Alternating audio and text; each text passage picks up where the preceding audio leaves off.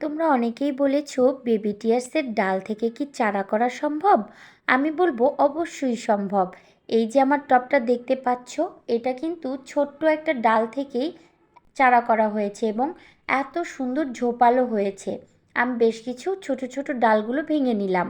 এখন চলো তোমাদেরকে দেখাই কিভাবে কোকোপিটে এই ডালগুলো লাগিয়ে গ্রো করা যায়। আমি একটা ভিডিওতে দেখেছিলাম কোকোপিটে এই ডালগুলো লাগিয়ে খুব সুন্দরভাবে গ্রো করা হচ্ছে এবং এটা বাগানের সৌন্দর্য আরও বাড়িয়ে দিয়েছে। আমি এটা ইনডোর প্ল্যান্ট হিসেবে ঘরের ভিতরে রাখবো, এই জন্য একটা ছোট্ট পটে আমি কিছু কোকোপিট নিয়েছি এবং ভেঙে নিলাম, দেখতেই পেলে কিছু ছোট ছোট ডাল।